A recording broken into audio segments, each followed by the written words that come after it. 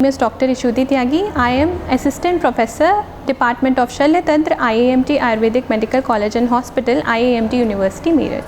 Today the topic of my class is appendicitis. So let's begin.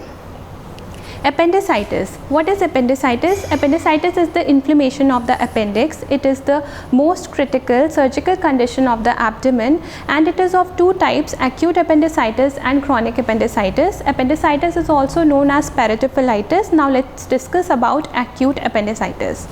Acute appendicitis occur in the second and the third decade of life. It is more common. It is uncommon in the elderly and in the children, and it is more common in the females. But both the genders are equally susceptible, but slightly it is more commoner in teenage girls. Now let's discuss about chronic appendicitis. What is chronic appendicitis? So chronic appendicitis it can be defined as when the acute appendicitis subsides after the acute pain, then the laboratory investigation reveals that sometimes there is thickening and scarring of old healed inflammation. This is known as the chronic appendicitis. In the case of chronic appendicitis, the features are mild. There is vague pain and chronic anorexia. Now let's discuss about the etiology of appendicitis. So etiology of appendicitis can be defined as there is obstruction of the appendiceal lumen. Obstruction can be from inside the lumen, that can be due to foreign body, picolet, or it can be due to the ova, cyst of entamoeba, and it can also be due to thread worm, round worm. And when the obstruction is from outside the lumen, then in that case we can see that it is due to the adhesions, kinking, or due to carcinoma of the cecum at the base, or ileocecal Crohn's disease. And now let's discuss further. The diet is another reason of appendicitis. The people who intake the diet that is rich in meat and fishes are more susceptible to appendicitis, while the fiber-rich diet that is rich in cellulose is not a reason of appendicitis. It will prevent the person from appendicitis. Hereditary is another factor. When the first degree relative of the patient is affected by appendicitis, then there are more chances of that person to get affected from appendicitis as a heredity. And we can also see that socioeconomic status is another reason for the appendicitis. The rich and the middle class people are more susceptible to appendicitis. The exact reason is not known, and there are certain non-obstructive causes as well, like there are bacteria like Pseudomonas, Klebsiella, Proteus that are responsible for the diffused inflammation of the appendix and may lead to appendicitis. Now further, pathology of appendicitis. Now what is the pathology of appendicitis? Appendicitis occurs due to the luminal obstruction or obstruction of appendiceal lumen.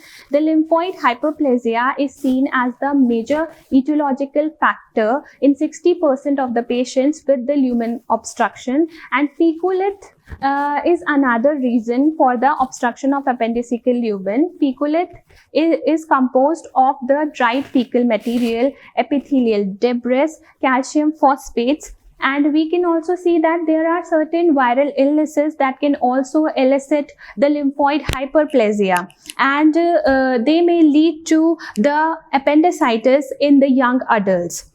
Now let's discuss about the clinical features of the appendicitis. There is pain.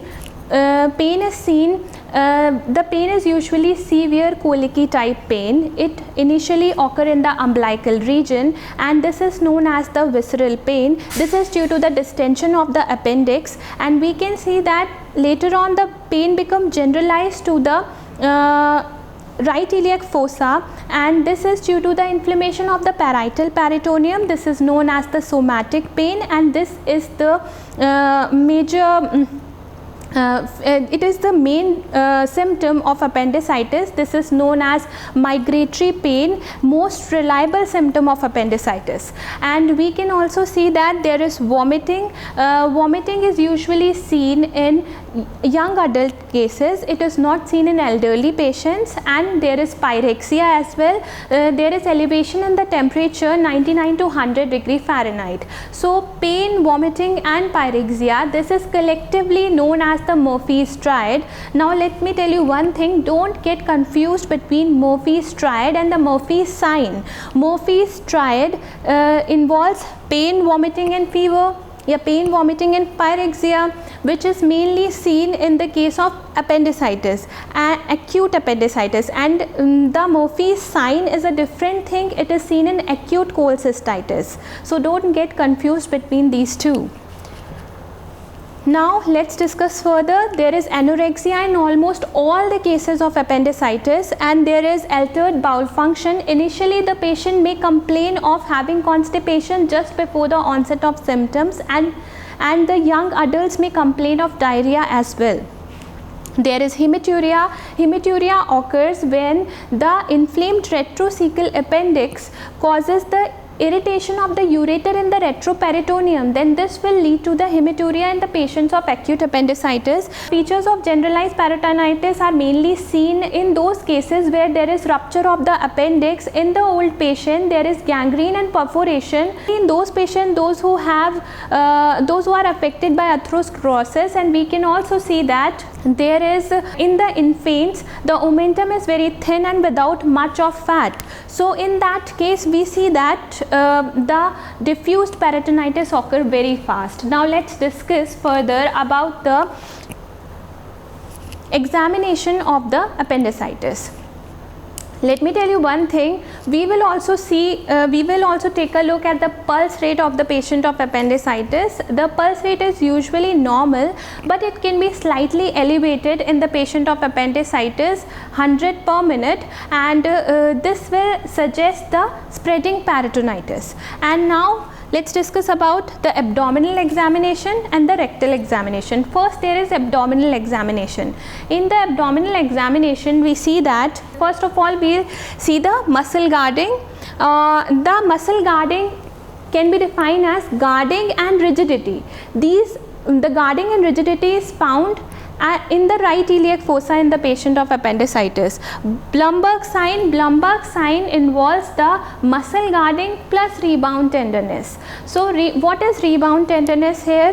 When the pressure is applied or gentle pressure is applied at the McBurney's point and sudden release of hand causes pain in the patient of appendicitis, this is known as the rebound tenderness. Now let me tell you one thing, what is McBurney's point? The base of the appendix lie at the McBurney point, which is the junction of the lateral 1/3 and the medial 2/3 of the line joining anterior superior iliac spine and the umbilicus. And now let's discuss about Rovsing sign. So Rovsing sign, in this we will palpate in the left iliac region and the pain occur in the right iliac region. This is due to the gastric displacement as the small bowel coil strikes the inflamed appendix.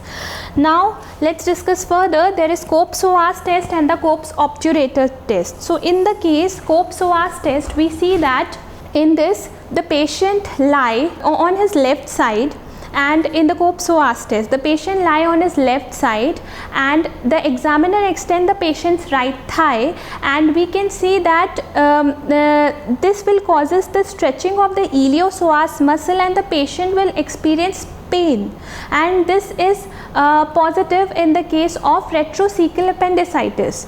And now in the case of the Cope's obturator test, the patient lie in the supine position and the examiner flexes the thigh and rotate internally, and this causes the irritation of the obturator muscle and the patient experiences pain. This is positive in the pelvic appendicitis. Okay, now let's discuss further. There is tenderness. Tenderness is found at the McBurney point. McBurney point I have already told you earlier. Rebound tenderness I have told you earlier. Okay, now let's discuss about rectal examination. In the rectal examination, we will find the tenderness in the right rectal wall, and the rectal examination is very important in all the cases of appendicitis. It will also exclude various pelvic lesions. Now Alvarado scoring system. Alvarado scoring system is widely used scoring system in the cases of appendicitis. What is Alvarado scoring system? There are symptoms like migratory pain in the right iliac fossa, anorexia, nausea and vomiting with the score 1, 1, 1.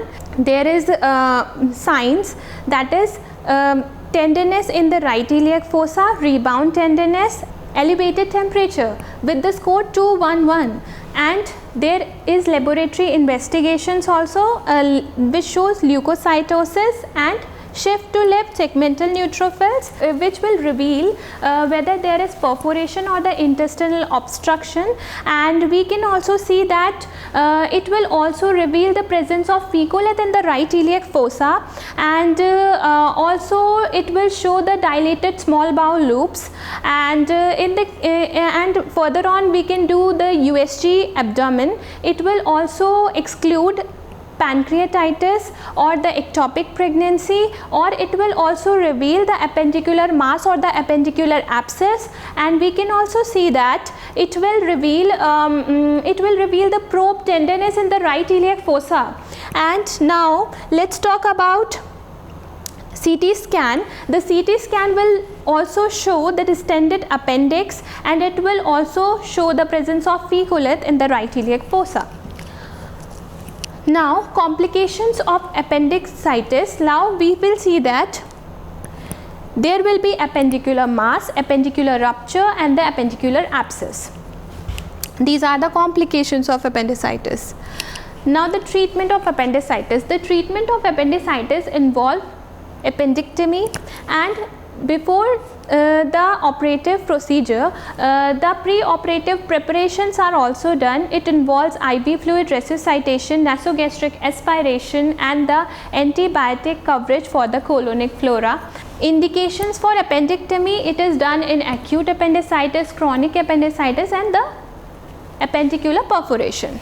Now let's talk about the McBurney's gridiron incision.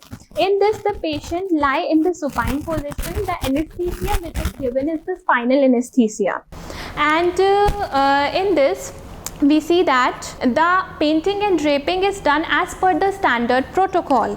And now we will also see that in this the opening layers will be skin, subcutaneous tissue, fascia of camphor, fascia of Scarpa, external oblique muscle, internal oblique muscle, transverse oblique muscle and the peritoneum. After opening the layers, the fingers are inserted into the peritoneum to hold the seat. Let's identify the appendix. The appendix is identified by tracing the tibia code, which converges onto the base of the appendix. After identify the appendix is held by the Babcock forceps, and now the mesoappendix with the appendicular artery is ligated and divided. Now the closure is done as the opening layers. Let's discuss. This is the McBurney's gridiron incision. In the McBurney's gridiron incision, the muscles are splitted. They are not cut. The muscles are splitted by inserting the artery forceps, and they are retracted to expose the peritoneum. So let's discuss about what is the difference between McBurney's gridiron incision and the Rutherford-Morrison incision. So in the case of Rutherford-Morrison incision, the muscles are cut rather than splitting, and this is done when there are complicated cases and when the patient is very obese. It is very difficult to expose the appendix or identify the appendix. The muscles are cut, they are not splitted in the case of Rutherford-Morrison incision, but the rest of the procedure is similar to the McBurney's gridiron incision. Now let's discuss about Lenz incision.